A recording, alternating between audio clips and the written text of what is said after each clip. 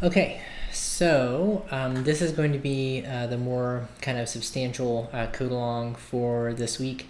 What we're going to endeavor to do is build a really quick task management system. I'm going to attempt to come back to the same kind of concept as we walk through the modules and try to build this thing up to be a sort of a fully fledged task management system, not unlike something like Asana or something.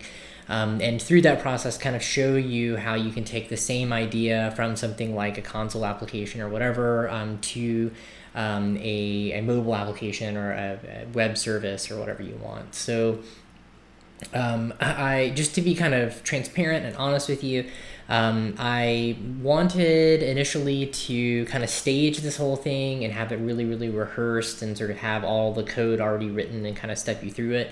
In one way, I think that would be helpful for you to not necessarily have to watch such a long video. But on the other hand, I kind of would rather fail in front of you on screen and kind of have you learn from my mistakes. I think that kind of normalizes the experience of having mistakes. And so I'm going to see how it goes either way. But I've chosen to kind of do minimal prep work. And this is going to largely be just me sort of face rolling through a fairly open-ended task, and we'll see. Hopefully, it's helpful for you guys to kind of step through with me. So basically, what we want to end up with is I want to have a driver program here, just class program like we had last time. And what I want to do is I want to build a task list, but I want to have a task list that can have multiple different types of tasks in it, each of which has their own kind of specific behavior, their own specific pieces of information. And I want to centralize all of that information into this one central task list, and I want to implement some kind of basic rudimentary kind of CRUD operations on that list, kind of to show how CRUD operations work in an object-oriented context, and kind of give you a background into why inheritance is maybe a useful thing. A lot of the times, if you just look at object orientation from a theoretical perspective, inheritance is not necessarily a thing that is glaringly obvious. So we're going to start with why one might need inheritance. So if we want to just build a task management system, we can think of all the different sort of types of tasks one might have. And so if we have task management, you might have just a basic task. So these are things like wash your clothes. They are things like mowing your lawn, whatever. But you can also have things like assignments. So assignments would be something like do your C# programming assignment, study for test 1, whatever. And so these things both belong in your task list. They're items that you kind of expect to have a due date. They're items that you expect to eventually have to complete. And so you're going to be able to cross these things off of your to-do list eventually. But you don't necessarily want to hold these things in two different separate lists because they're effectively the same thing, right? Maybe assignments has the ability to be linked to a course while basic tasks don't really. Maybe assignments have the ability to move between courses, so maybe you associate it with the wrong course to begin with, and now you need to migrate it from course A to course B. That's not necessarily true for basic tasks, right? Because these are just things that kind of supersede a specific course or something that you're trying to take. So as usual, there's always a kind of workaround to this situation. You could always just have one course or something, course 0, where all of your basic tasks go into the list as a course 0 item. But then you would be allowing people to move basic tasks into a course. So from course 0 to course 1, or from course 1 into course 0, when that isn't necessarily what you want them to be doing. While there are ways around that situation without using inheritance, inheritance is sort of an easy way of accomplishing exactly what we want.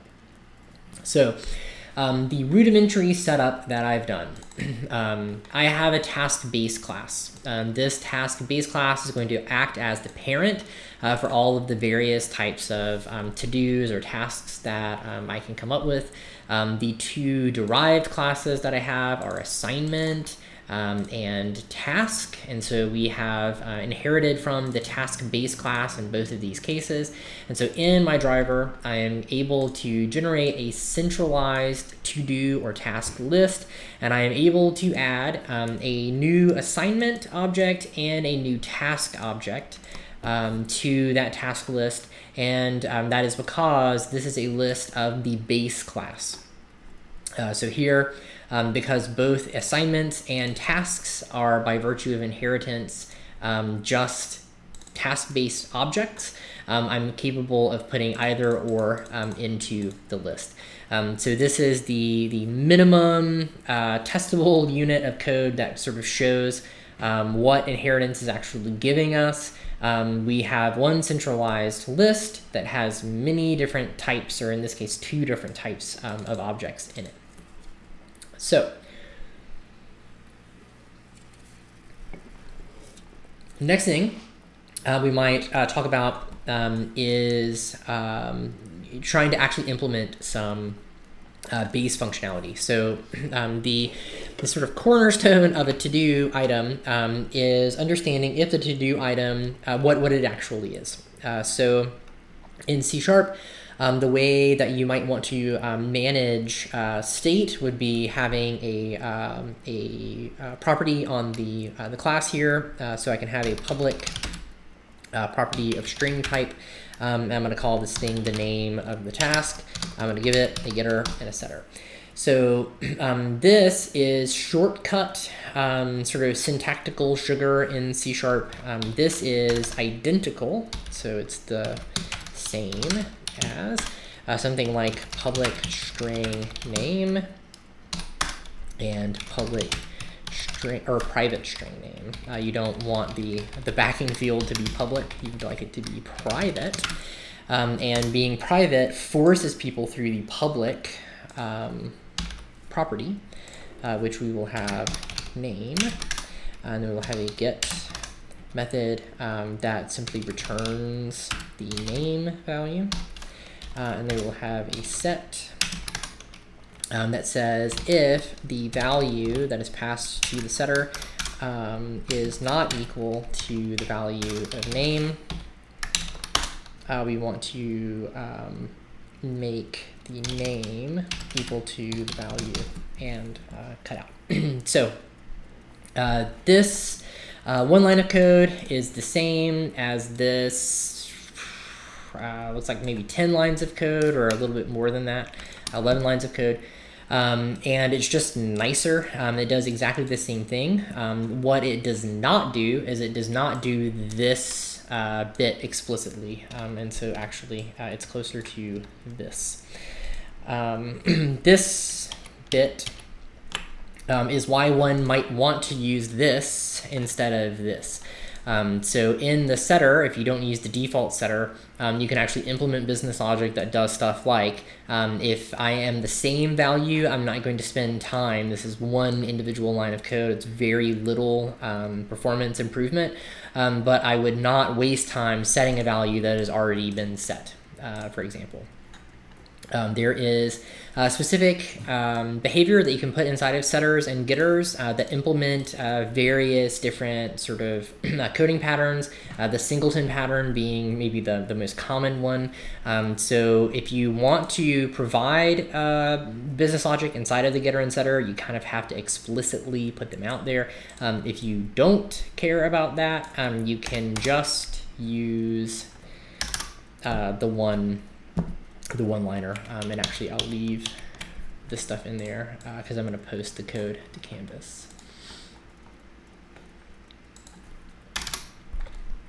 Okay, so one of the things that we definitely want all of the children to have is a name of the task. We probably also want a Boolean flag that gives you if the thing is done or not. So we might have an is done Boolean flag. We might also want a more lengthy description of what the task is. That kind of stuff. Okay.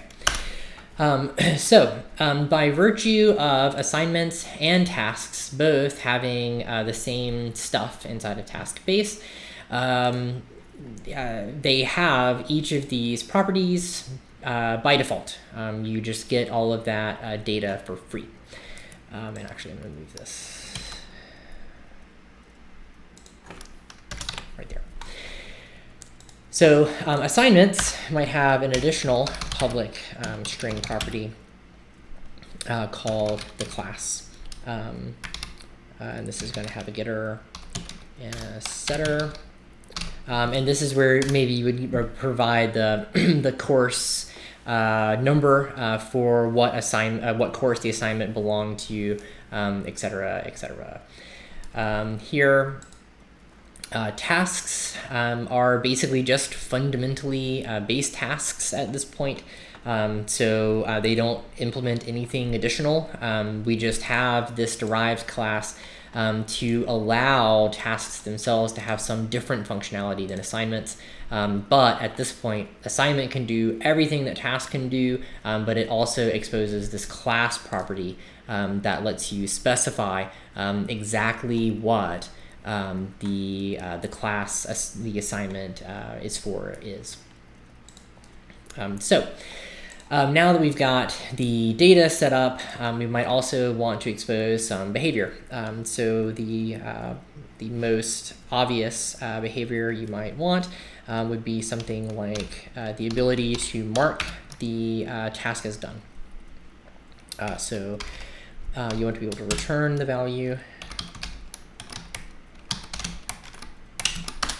So any task that you want, be it a task or an assignment, you can mark that thing as done. And what's going to happen is we're going to check and say if the is done is false.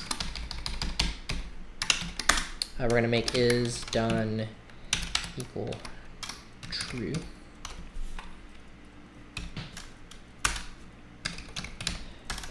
And we're going to return is done. What this will do is it will always return true, but it will also only set this value if the value needs to be set. So this is a little redundant. The reason why I prefer to do things this way is in the future, if we make this asynchronous, you don't necessarily want an asynchronous method to not return a value.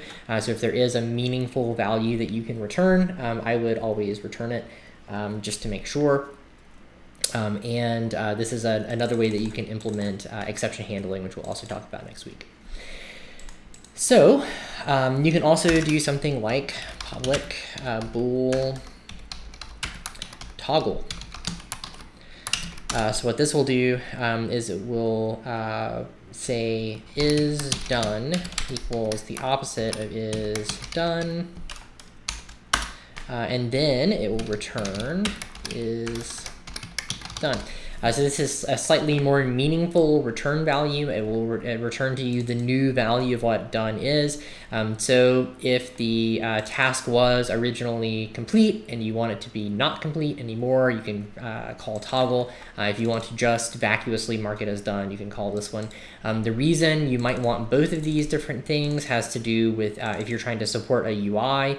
So if you only have mark as done and you tie mark as done to a checkbox, for example, you'll never be able to uncheck the checkbox. You'll just be checking and then rechecking and then rechecking the checkbox. Toggle is more for something like a UI where you're trying to toggle it to complete and then to not complete and then to complete, so on and so forth.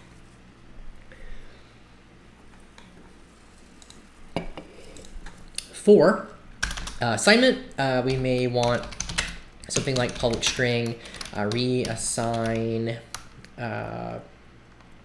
reassign is fine. In this case, you would want to pass me a string value or course. And what's going to happen is I'm going to say that my class is now equal to course, and I'm going to return the class value.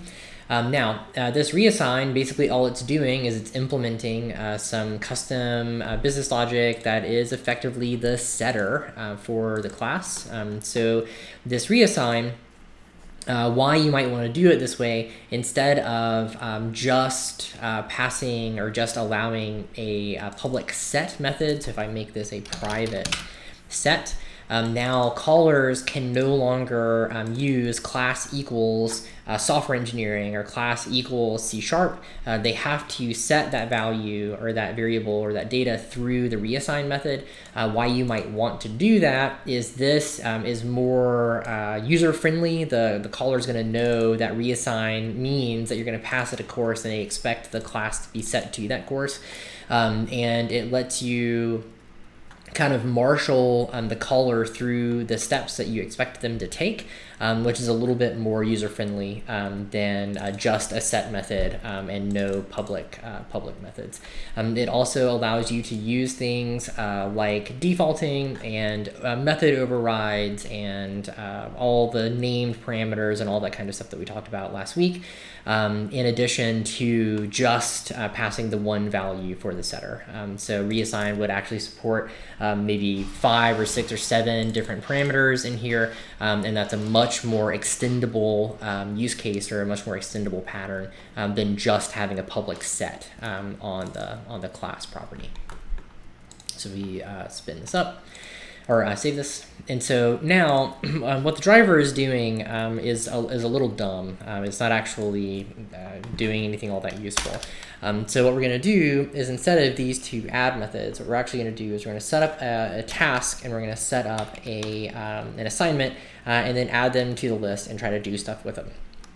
So for our task, we might have var my task and new task. I'm going to do the sort of naive way first. I can say my task.name, and that's going to be make a code along video for object-oriented programming. I do my task dot, and I horrifically misspelled description with an I, so I'll change that. Come back over here, description.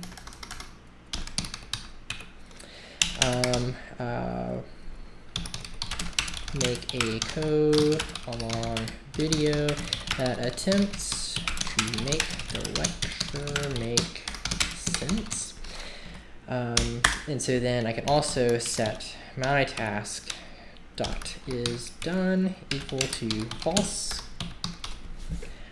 and then add task list, add my task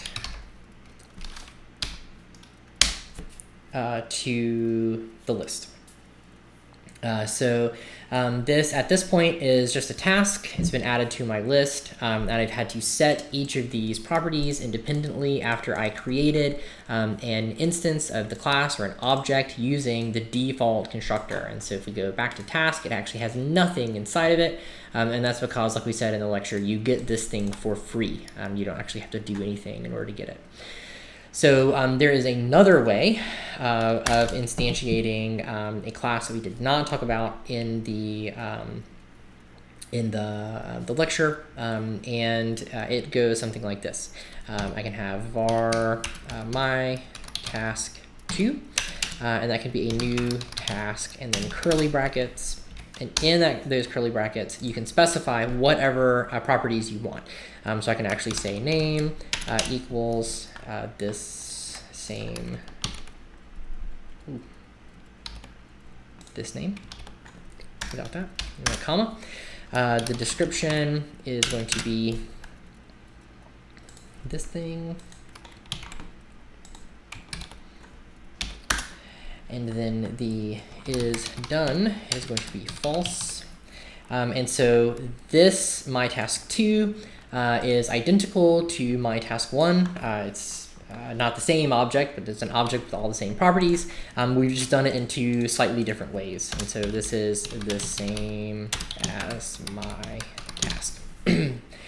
So the nice thing about this way of doing stuff is that all of the defaulting is done in the same kind of scope. It's all encapsulated. And so instead of doing something like we just did, we could actually do task list.add and then pass it this whole thing. And we don't have to store it. So now what we've done is we did not have to actually create our own variable and then store the variable inside of the list. We can simply create the object on the fly, and now we have no extra storage space called my task2. We've just simply added to the list. And so this has minor impact on performance. It isn't quite as large because I don't have to have two copies effectively, one copy inside of the list and then one copy outside of the list. And it's just a little bit nicer to look at. So I prefer this way of doing things. It doesn't really matter a whole lot. However, we also talked about how inside of a class we can actually specify constructor logic. And so the way that you do that is you do a public task base like this. And now you can specify what the default values of all of these things are.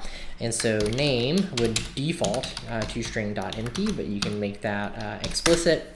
You can also make is done explicitly default to false.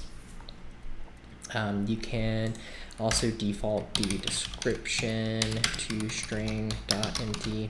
And where this thing kind of really shines is if I have another public date time, and this is going to be the due date, which kind of all of my tasks have. The due date can default to date time dot today. And so the datetime is a class here, and so depending on the sort of default typing for datetime, you don't necessarily know what to expect off the top of your head. At least I don't. I have to look it up. But here I can specify exactly what the default for this class will be. So we were talking earlier about null reference errors, and we'll walk through that in just a second.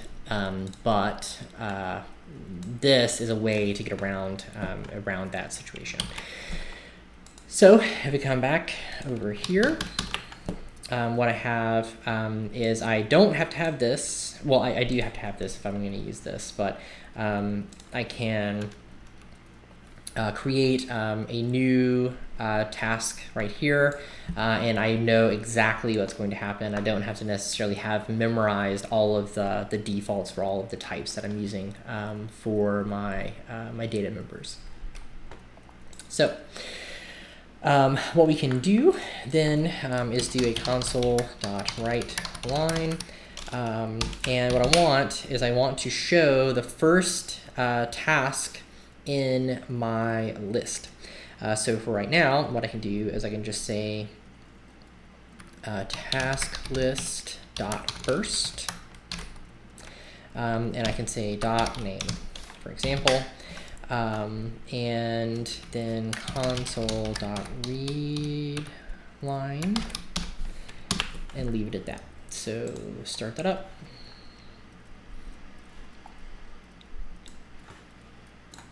And this is now my first task, and all is well. So things that kind of make sense. I can override the ToString method on this object because ToString is a virtual method on the object class from which all objects descend. So I can do a public override ToString on this thing. So what I want to do is I want to maybe return an interpolated string, and it's going to give me the due date, and then it's going to give me, maybe put that in parentheses,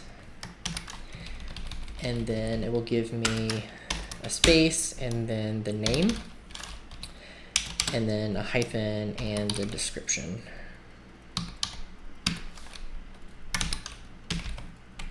Great.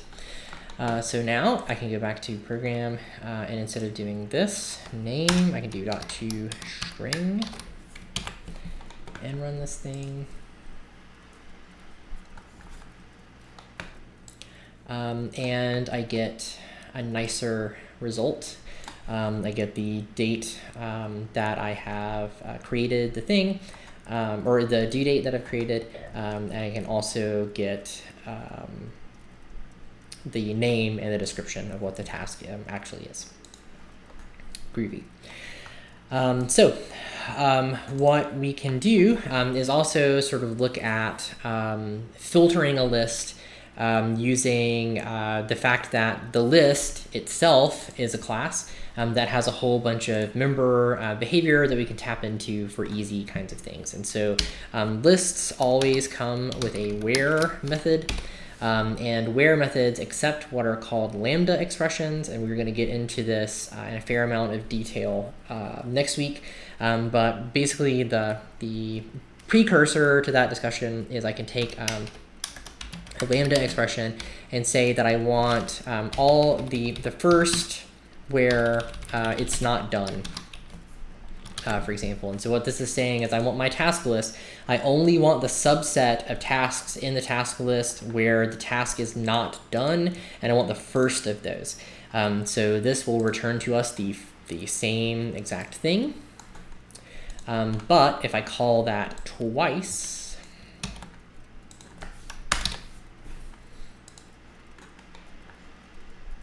I will get two of them, which kind of makes sense.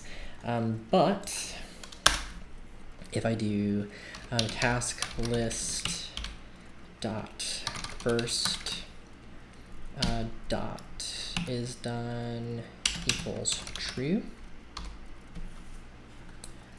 this will only return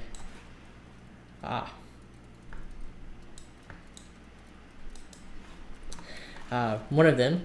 And this gave me a variation of a null reference exception. So what's happening here is I have marked this thing as true, and then I've gone out to look at the list where I'd have a not done item inside of the list, and I've called the first one, but there were none, and so there was no first element inside of that list. So what I really want is first order default here, and so this will show multiple things working at the same time.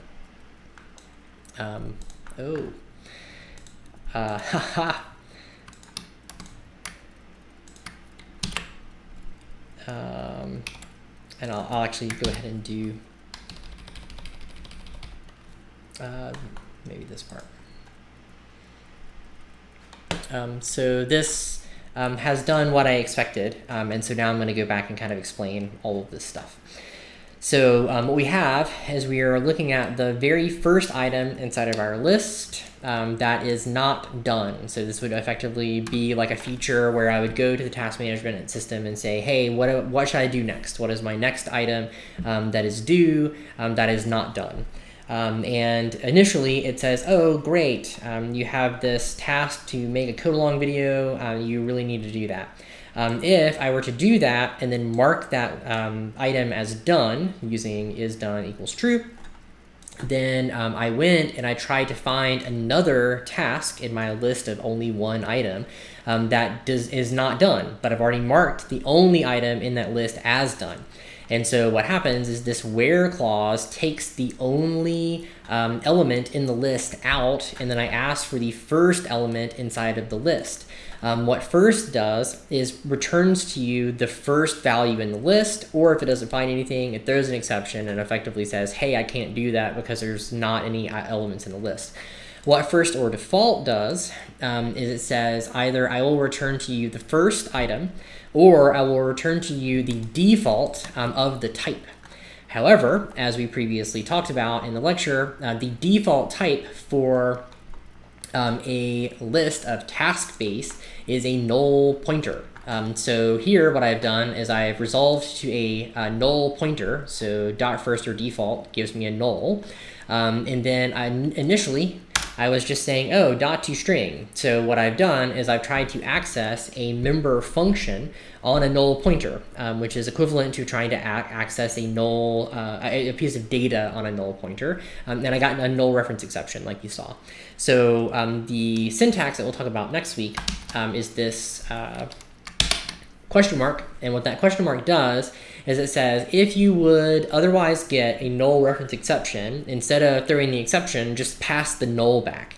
And so what's happening here is instead of getting a crash, I'm actually printing nothing. And this is the console representation of a null pointer, which is displaying nothing. And we kind of get what we would expect.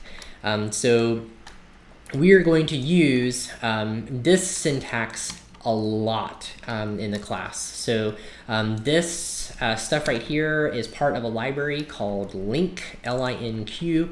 We'll actually do a whole lecture and a video about this syntax and what it means and what it allows you to do. But basically Linq allows you to do in C# on lists anything that you would be able to do with SQL on a table. So you can do order by statements or where statements. You can do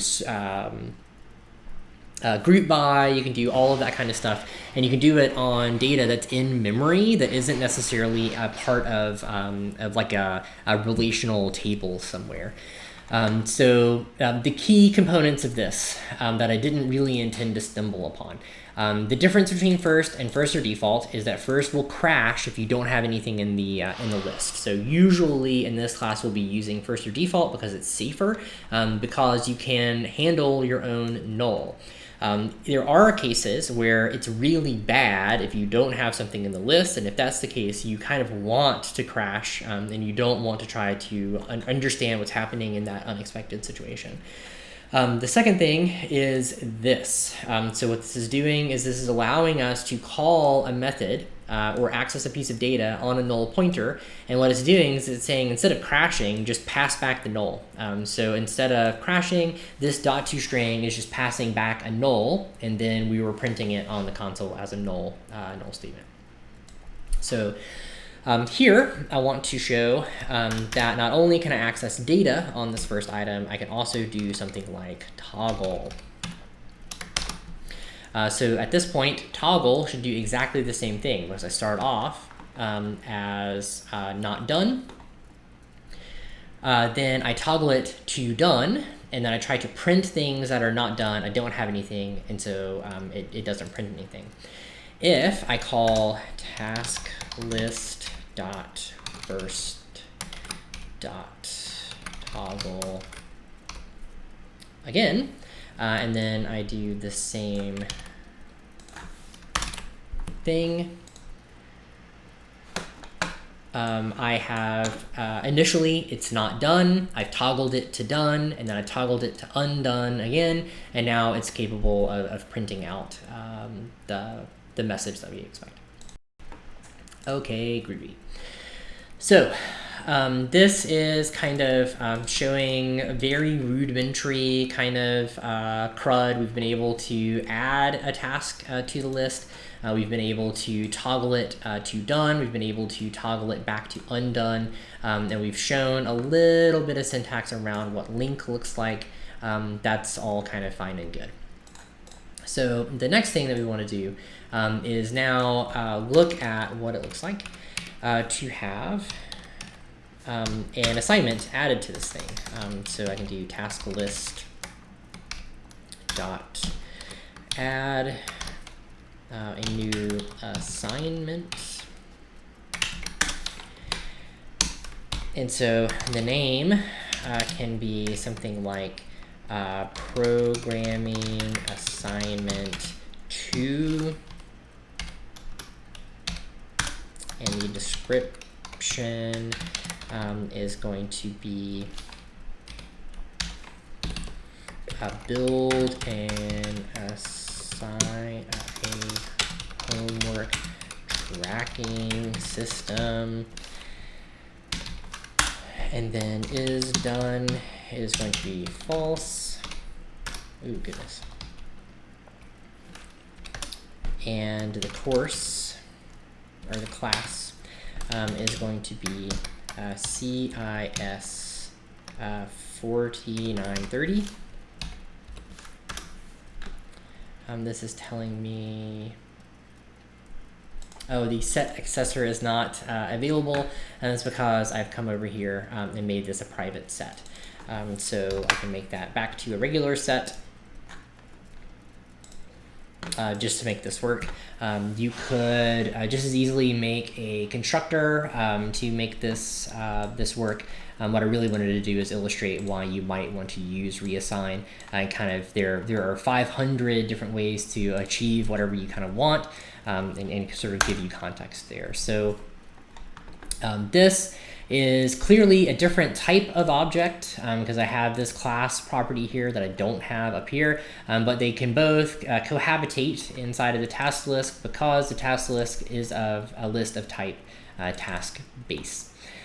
So if I want to now kind of list all of the tasks, what I can do is I can do console dot, well, actually, I can do a for each var task in task list.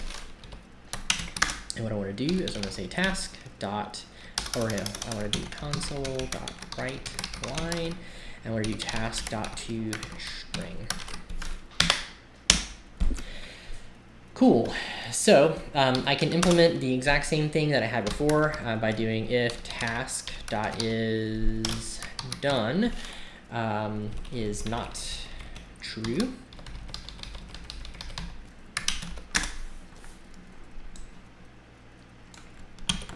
And then putting it in there. So if I run this up, now I have two tasks. I have this code along video option, and I have this option or task that is a programming assignment for a specific course. So if I wanted to add this class to only assignments, what I could do is add a public override ToString. And what I would do is then I would say return and let's just do class, and let's do it in brackets,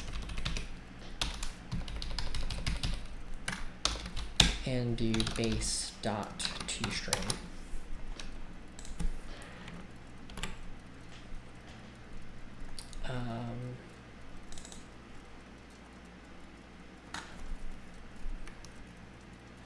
And see what happens here. So if I do this, I come in here. So now this top one is a task, doesn't have a class. The bottom one is an assignment, so it does have a class. And so in the case of an assignment, I see that I have the class in square brackets now. On the top, I don't have a class display, but the code here doesn't have to change. I can actually just change the behavior in the inheritance chain, and then that propagates to everywhere. I don't actually have to change the driver at all. And that's the kind of change that you want to be able to do, and that's largely dependent on your ability to have an object model that makes sense for whatever you're trying to do. Another thing that we can do with Linq, we'll just do a sort of quick primer on this, is I can take task list and I can do a for each with a lambda expression. So I can do for each task in here. I want to do console.writeLine. And I want to do t.toString.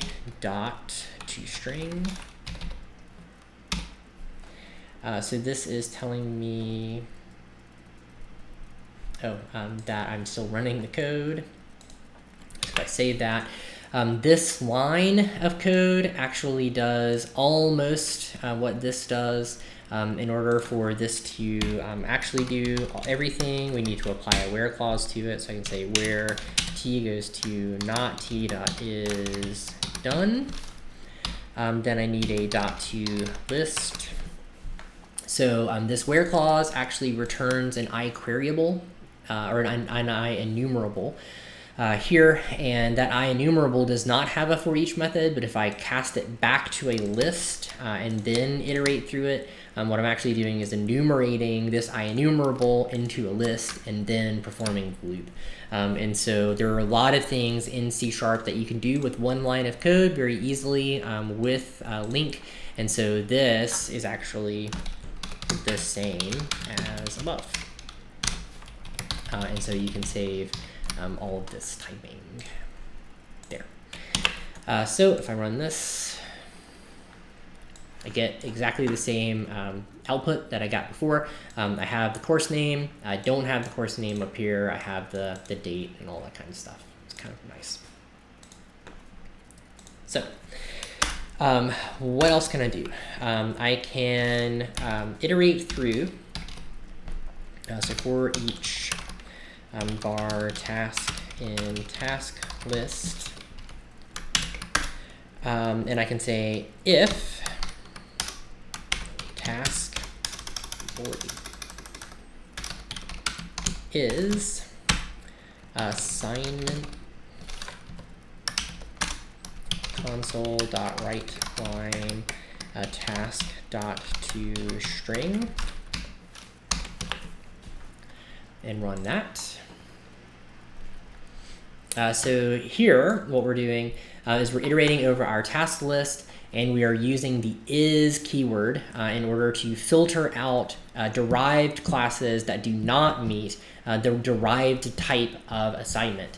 And so this is one way that you could actually filter the list specifically by the type of task without having some sort of hokey enumerable or something that actually tells you what the task type is.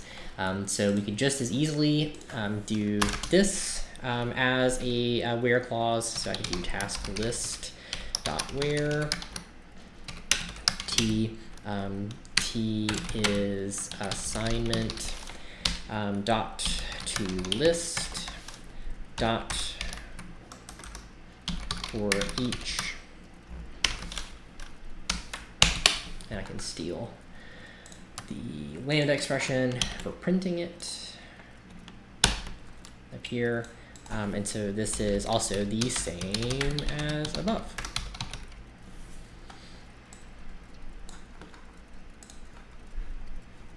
And so if I run this, I get exactly the same output. So what I want to do to kind of wrap this up is also show you a little bit about what are called enumerables, which are a thing that we're going to go through also next week in the lecture, but I'm going to kind of use inheritance as a way of showing you an alternative that is not necessarily great. So if we wanted to collapse assignments and tasks into the same base class and not necessarily have inheritance, we wanted everything to be kind of flat, what we could do is we could in here create something called a public enum called task type. And I could do something like assignment or task. And up here, I could make a public or task type called type, and I could do a get, and I could do a set. And when you create this with the constructor or whatever, I could specify each object as either an assignment or a task. And so if I go over to program.cs, I want to create a new thing. So I would say var new assignment equals new task base. And I can say new assignment dot type equals task type dot assignment. Cool. And that allows me to do this exact same filtering, right? So I would be able to go through my list, and I would be able to only show the assignments.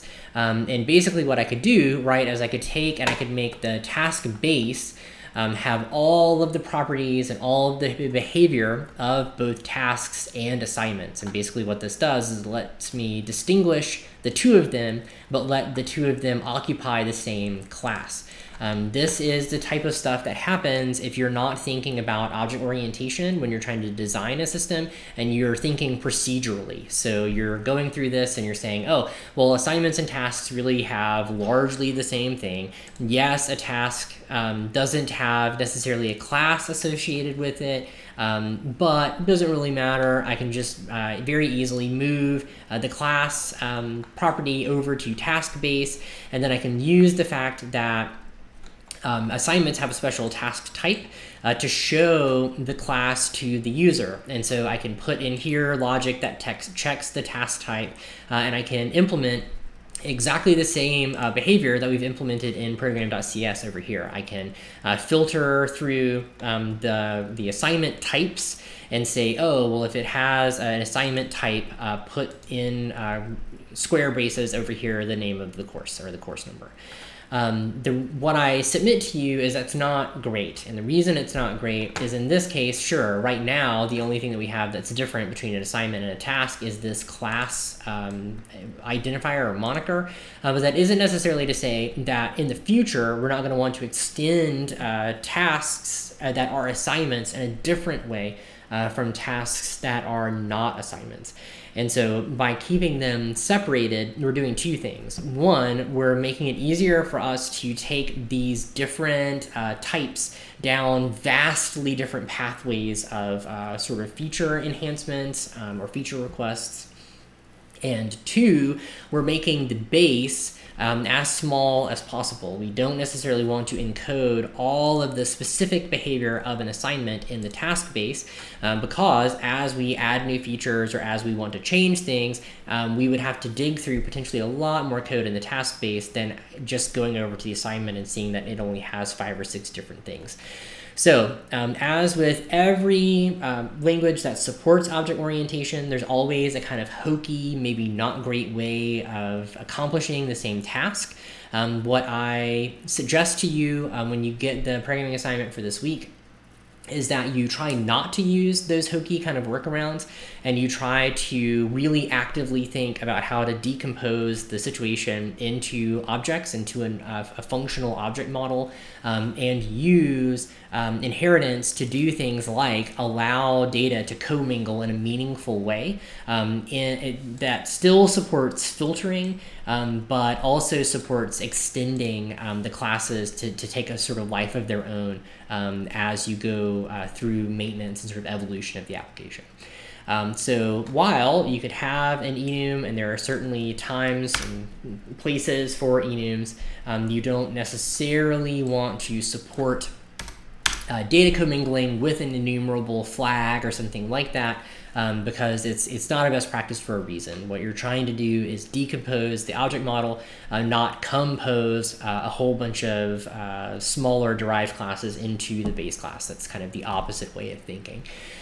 So I'm going to stop this one here and sort of give you this to sort of mull over.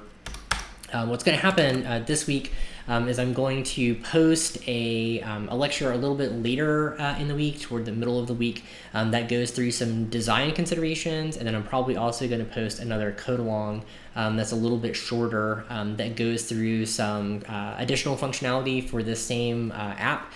Because as we go through the course, I'm going to want to kind of update this and make it as full-featured as possible.